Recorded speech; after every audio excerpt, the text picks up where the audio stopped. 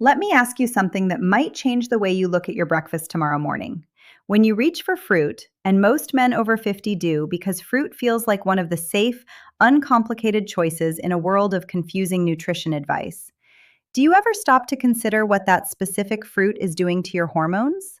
Not your general health, not your fiber intake or your vitamin C levels, your testosterone specifically. The hormone that governs your energy, your strength, your drive, and your intimate performance. I'm Dr. Fernanda Oliveira, board certified urologist, and what I want to talk about today is something that genuinely surprises most of my patients when they first hear it. Not all fruits are equal when it comes to male hormone health after 50. Some of them actively support testosterone production, circulation, and the metabolic conditions your body needs to feel vital and strong. And some of them, including several that are widely considered healthy and that millions of men eat daily without a second thought, can quietly work against that same hormonal balance in ways that accumulate over time into real, felt consequences. Four fruits that support you, four that can undermine you. And the difference between them is something I want to make completely clear today so that every trip to the grocery store, every breakfast decision, every afternoon snack becomes an informed choice rather than an accidental one.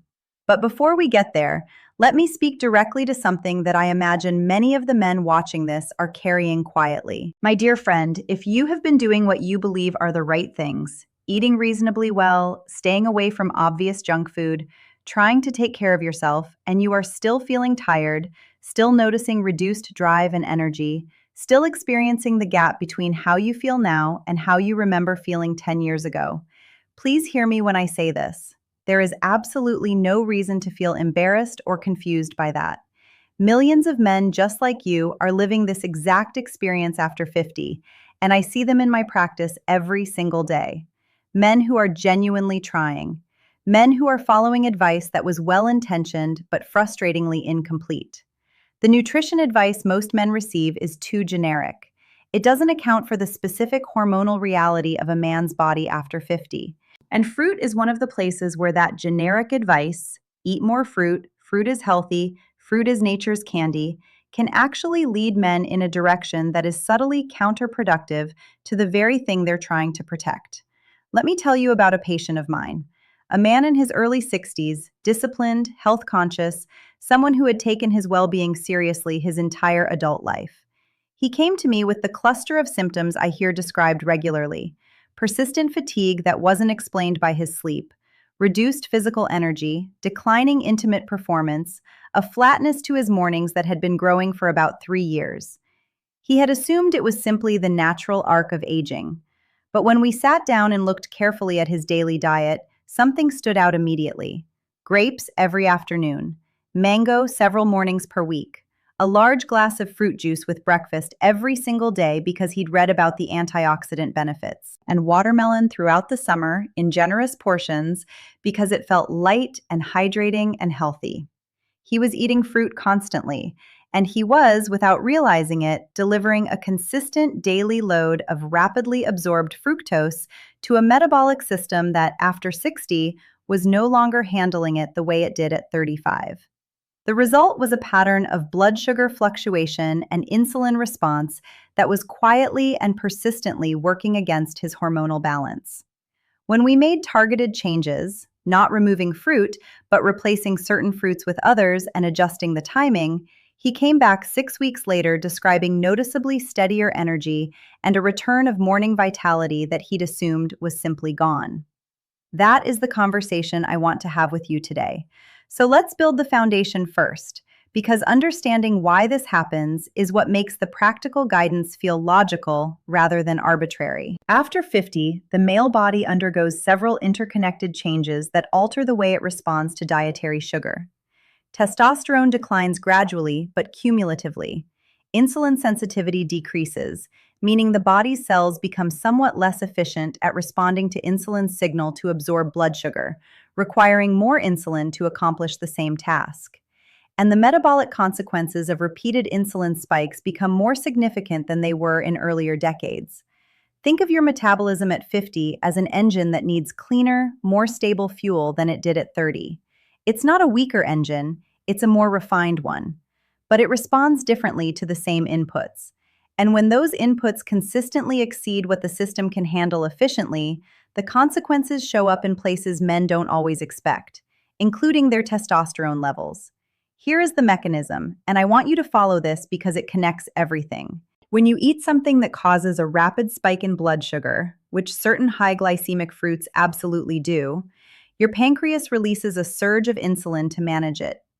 That insulin surge, particularly when it happens repeatedly throughout the day, does several things that are directly unfavorable for testosterone. It promotes fat storage, particularly in the abdominal region.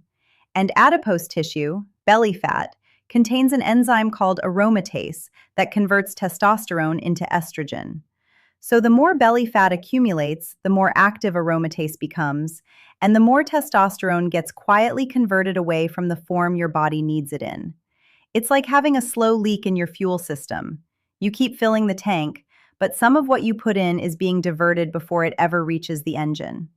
And the more often you spike insulin, the faster that diversion happens. Now, the other side of this story is circulation. And this is where certain fruits become genuinely powerful allies rather than obstacles. Testosterone doesn't operate in isolation. It travels through the bloodstream to reach the tissues that depend on it. And it works in concert with nitric oxide, that signaling molecule produced by the blood vessel lining that we've discussed extensively in previous videos, to create the vascular conditions that support energy, physical performance, and intimate function. When circulation is strong and nitric oxide production is robust, the hormonal signals the body produces can be delivered efficiently. When circulation is compromised, those signals don't reach their targets effectively, regardless of how much testosterone is being produced. Think of it as a delivery network. Testosterone is the package. Nitric oxide and healthy circulation are the roads and the trucks that carry it. You can have an excellent package, but if the delivery infrastructure is broken, it doesn't matter. Supporting circulation through the right dietary choices is therefore not a secondary concern. It is central to the hormonal vitality conversation. And this is precisely why certain fruits rise to the top of my clinical recommendations. Not because of a single compound or a single study, but because of how specifically their nutritional profile interacts with the male hormonal and vascular system after 50. Pomegranate, for instance, has been studied specifically for its effect on nitric oxide availability and blood flow. The polyphenols in pomegranate appear to protect nitric oxide from oxidative degradation, essentially helping the body preserve and utilize the nitric oxide it produces rather than losing it before it reaches the vessel wall. The practical result is improved vascular responsiveness, better circulation to the pelvic region, and a physiological environment more supportive of both energy and intimate function. Berries, blueberries, strawberries, raspberries, deliver a concentrated load of antioxidants that protect the cells responsible for testosterone production from the oxidative stress that accumulates with age. The Leydig cells in the testes that produce testosterone are particularly vulnerable to oxidative damage, and diets rich in these protective compounds appear to preserve their function more effectively over time. You can think of berries as cellular bodyguards, present in small packages but disproportionately protective of exactly the cells that matter most for male hormone production. Avocado earns its place on this list through a different mechanism entirely. It is not sweet, it is not particularly high in the kinds of antioxidants that protect reproductive cells, but it is extraordinarily rich in monounsaturated fats and in a compound called beta-sitosterol, and both of these matter for testosterone in direct ways. Testosterone is a steroid hormone built from a fat backbone. Without adequate dietary fat, specifically the right kinds of fat, the body lacks one of the fundamental raw materials for hormone synthesis. Avocado provides that fat in a form the body uses efficiently, without the inflammatory consequences of saturated fat excess or the hormonal disruption of refined vegetable oils. And bananas, in moderation and with important caveats about timing that I'll address shortly, provide bromelain-related enzymes and potassium that support muscle function and energy metabolism. two things that directly influence the felt sense of vitality that most men are trying to restore. On the other side of this equation, the fruits that can work against you are not bad foods in an absolute sense. I want to be clear about that. Grapes, mango, watermelon, fruit juice, these are not poisons. They are not forbidden. But in the context of a male body over 50 that is already managing declining insulin sensitivity and a hormonal balance that is sensitive to metabolic disruption, consuming them in large quantities or at the wrong times creates conditions that consistently push in the wrong direction. High glycemic load, rapid fructose absorption without the fiber buffer that slows it, repeated insulin spikes throughout the day, and the downstream hormonal consequences we've been describing. The critical variables are quantity and timing. A small portion of mango is not the same as a large daily serving. A few grapes alongside a meal with protein and fat produces a very different insulin response than a bowl of grapes eaten alone as an afternoon snack. And fruit consumed in the morning alongside protein, healthy fat, and fiber behaves very differently metabolically than fruit eaten after 7 in the evening when insulin sensitivity is at its lowest point in the daily cycle. This is where the practical guidance becomes specific and actionable. And it's also where the mistakes that most men make, even when they're trying to eat well, become visible and correctable. Because knowing which fruits to prioritize is only part of the picture. How you eat them, when you eat them, and what you pair them with determines whether you're getting their benefit or inadvertently creating the very metabolic conditions you're trying to avoid. In just a moment, I'm going to walk you through the specific daily routine I recommend to my patients, how to structure your fruit intake across the day for maximum hormonal benefit, the 3 errors that most men make that quietly cancel out even the best fruit choices, and a simple preparation that combines several of the most supportive ingredients into something you can have ready in 2 minutes. But before I do, I want to make sure you understand one more piece of the science, because it changes the way everything else lands. And it has to do with something that happens specifically in the evening that most men never connect to their hormonal health at all. Stay with me. The evening piece is where most men lose the progress they've been building all day without ever realizing it. And it comes down to one simple biological reality that I want to explain clearly before we get into the practical specifics. Insulin sensitivity follows a predictable daily rhythm. In the morning, after an overnight fast, your body's cells are at their most responsive to insulin's signal.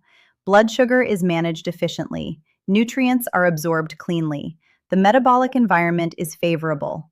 As the day progresses, that sensitivity gradually declines, and by the evening, particularly after 7 or 8 o'clock, the body's capacity to handle a significant sugar load efficiently is at its lowest point in the entire 24-hour cycle. Eat a high glycemic fruit at 8 in the morning alongside protein and healthy fat, and your body manages it well. Eat that same fruit at 9 in the evening on its own, and you produce a blood sugar response that is measurably larger, an insulin surge that is more pronounced, and a downstream hormonal disruption that carries into the sleep window, the exact window when testosterone production is supposed to be at its most active. This is why one of the 3 mistakes I see most consistently in men over 50 who are genuinely trying to eat well but still not seeing hormonal improvement is eating fruit late in the day. Not eating the wrong fruit necessarily, just eating any significant amount of fruit in the evening hours when the body is least equipped to handle it without hormonal consequence. Moving fruit consumption to the morning and early afternoon and avoiding it after 7 in the evening is one of the simplest and most impactful timing adjustments a man can make for his hormonal health. It costs nothing. It requires no new foods or supplements. It just requires moving the same habits to a different point in the day. The second mistake is one that is so culturally normalized it barely registers as a choice. Drinking fruit juice instead of eating whole fruit. A glass of orange juice, a bottle of cold-pressed apple juice, a smoothie made primarily from fruit. These are marketed aggressively as health foods, and in terms of certain vitamins and antioxidants, they do deliver some benefit. But the critical difference between juice and whole fruit is fiber. When you eat a whole piece of fruit, the fiber in the flesh slows the absorption of fructose into the bloodstream, moderating the blood sugar and insulin response. When you drink the juice, the fiber is gone. The fructose enters the bloodstream rapidly and without buffering, producing the sharp insulin spike that drives the hormonal consequences we've been discussing. A large glass of fruit juice in the morning delivers a sugar load comparable in its metabolic impact to a sugary soft drink, despite the fact that it's made entirely from fruit and carries a health halo that the soft drink doesn't. Replace the juice with whole fruit, every time. The antioxidant benefit is largely preserved. The fiber is present, the insulin response is moderated, and your hormonal environment across the day is meaningfully more stable as a result. One of my patients made this single substitution, keeping everything else the same and simply switching his morning glass of juice for a handful of berries alongside his breakfast, and came back 2 weeks later describing noticeably steadier energy through the afternoon. 2 weeks. One change. That is how responsive the body is when you address the right variable. The third mistake is overeating even the beneficial fruits. Pomegranate is excellent for male vascular and hormonal health. Berries are protective and antioxidant rich. Avocado provides the fat profile that hormone synthesis depends on. But portion matters. A small handful of berries with breakfast is delivering the benefit. 3 large servings of berries throughout the day, combined with a banana and a bowl of pomegranate seeds, is delivering a cumulative fructose load that, regardless of the quality of the source, begins to challenge insulin management in a body over 50. More is not always better. Adequate is better. The goal is consistent daily exposure to the right compounds in reasonable amounts, not therapeutic overdosing on the healthiest options. A small handful, a modest portion, eaten with protein or healthy fat to slow absorption and moderate the insulin response. That is the framework that delivers the benefit without the cost. Now let me give you the complete daily structure, because seeing how this actually fits into a real day is what makes it actionable rather than theoretical. Your morning is the optimal window for fruit. Start with your warm water, and by now, you know I always recommend beginning the day with warm water and lemon, perhaps with a small amount of grated peel if you've been following our recent conversations. Then, breakfast built around protein and healthy fat, eggs, avocado, nuts, full-fat Greek yogurt, with a modest portion of berries alongside. Blueberries, strawberries, raspberries, blackberries, a small handful, not a large bowl. This combination delivers antioxidant protection for your testosterone-producing cells, healthy fat for hormone synthesis, and protein that stabilizes blood sugar and prevents the mid-morning crash that leads men to reach for something sweet an hour later. If you want a mid-morning addition, a few slices of avocado or a small portion of pomegranate seeds paired with a few nuts is excellent. The fat in the nuts slows fructose absorption. The polyphenols in the pomegranate support nitric oxide and vascular health. The combination works synergistically. In the afternoon, if you want fruit, keep it small and pair it with something that moderates the insulin response. Half a banana with a tablespoon of almond butter. A small amount of watermelon alongside a handful of walnuts. The fruit provides energy and micronutrients. The fat and protein buffer the sugar impact. The net effect on your blood sugar and hormonal environment is significantly more favorable than the fruit eaten alone. After 7 in the evening, fruit is off the table. I know that sounds strict, and I want to explain why I hold this line firmly, rather than softening it to a general suggestion. Evening is when the body should be preparing for the hormonal work of sleep.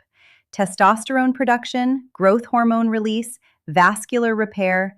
These processes begin when cortisol falls and insulin settles. A sugar load in the evening elevates insulin at precisely the moment it should be declining. It creates a metabolic environment that is antagonistic to the overnight hormonal production you're trying to protect. Removing fruit from the evening is not a punishment. It is clearing the runway so the night shift can do its job properly. What replaces it in the evening, and this is the simple preparation I want to give you before we close, is a warm drink built around the compounds that support overnight hormonal recovery rather than disrupting it. Half a cup of pomegranate juice, whole pomegranate seeds steeped briefly in warm water if you want to avoid even the modest sugar of the juice, with 1 teaspoon of raw honey, a pinch of Ceylon cinnamon, and warm water. Drink this 45 minutes before bed. The pomegranate provides polyphenols that support nitric oxide and vascular health overnight.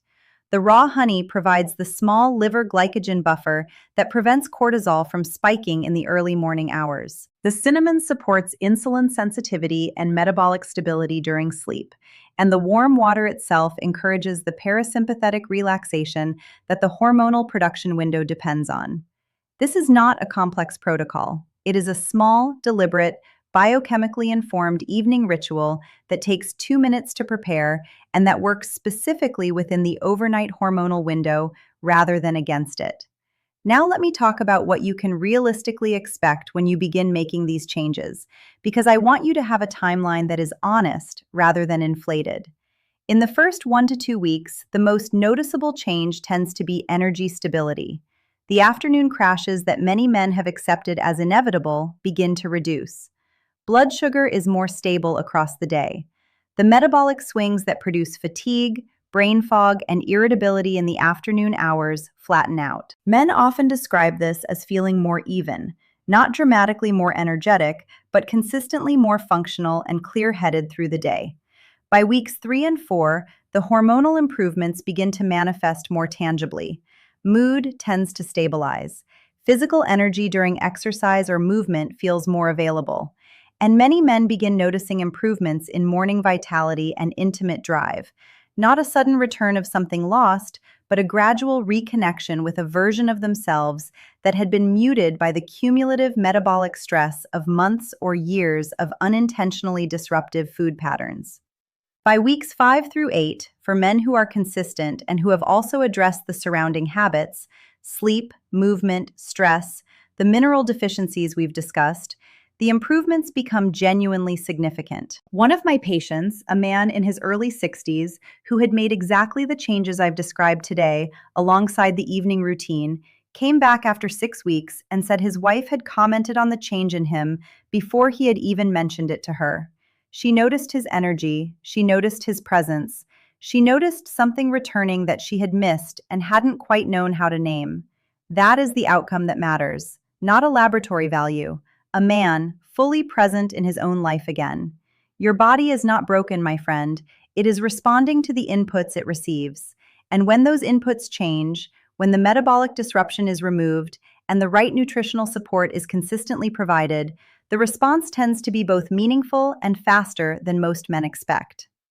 As always, please keep in mind that this is educational information offered with genuine clinical care behind it, and it is not a substitute for individualized medical advice. If you are experiencing significant hormonal symptoms, persistent fatigue, or anything that concerns you about your health, please speak with a qualified healthcare professional. If you are going to make one change based on today's conversation, replace your morning juice with whole fruit, move your fruit intake earlier in the day, add the evening pomegranate preparation, go to the comments right now and type the words, "I'm trying this tonight." Make that commitment visible. The men who name it follow through, and following through is where the results live. If this video gave you something useful, a clearer picture of what your body needs and why, a practical framework you didn't have before, please subscribe to this channel. Every week I bring you honest, science-informed, clinically grounded guidance to help men over 50 reclaim their strength, their vitality, and their confidence in simple and affordable ways. Small choices repeated daily genuinely change how you feel as a man. Start today with one of them. I'll see you in the next one, my friend. Take good care of yourself.